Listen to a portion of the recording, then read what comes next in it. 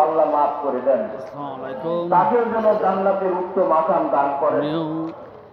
সম্মানিত ভাইরা আমার, এইসব খলজন্মা পুরুষ যারা ছিলেন, যারা এদেশে ইসলামী আন্দোলনের কাজ করতেন, হায় রাব্বুল আলামিন, হায় পরওয়ারদিগার, তোমার কাছে দোয়া করছি তাদের যে অসমাপ্ত কাজগুলি যেন আমরা করতে পারি।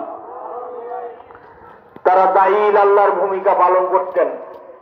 আল্লাহ রাব্বুল আলামিন কোরআনে কারিমে ইরশাদ করছেন, কুনতুম খায়রা উম্মাতিন উখরিজাত লিন-নাস তা'মুরুনা বিল মারুফ ওয়া তানহাউনা আনিল মুনকার ওয়া তু'মিনুনা বিল্লাহ।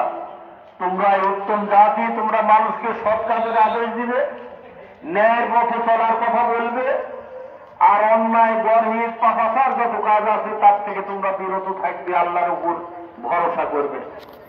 আমরা যেন ন্যায়ের পথে থাকতে পারি, আমরা যেন অনাচার অনাকাঙ্ক্ষিত যেসব পরিবেশ আছে, যেসব কর্মকাণ্ড আছে, গুনাহের কাজ আছে, আল্লাহ তার থেকে যেন আমাদেরকে পরহেজ রাখেন, তার থেকে যেন আমরা বিরত থাকতে পারি এবং এই সমাজকে সত্যিকার কল্যাণমূলক একটা সমাজে আমরা পরিণত করতে পারি। একটা ইসলামী কল্যাণমূলক সমাজ যাতে এই দেশের মানুষের আজকের চাহিদাই হচ্ছে একটা ইসলামী সমাজ ব্যবস্থা।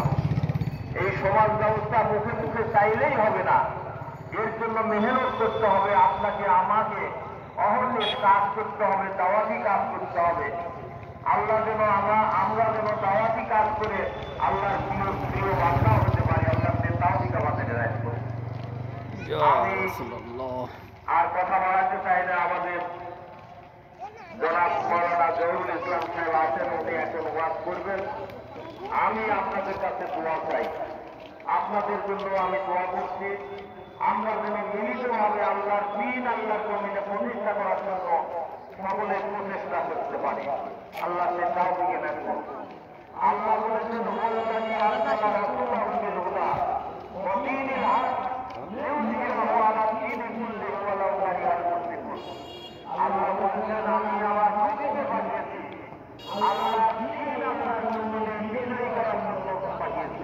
আল্লাহর দ্বীন যদি বিজয়ী হয়, এর জন্য আমরা সকলে কাজ করতে পারি। আল্লাহ আমাদেরকে তাওফিক দান করুন।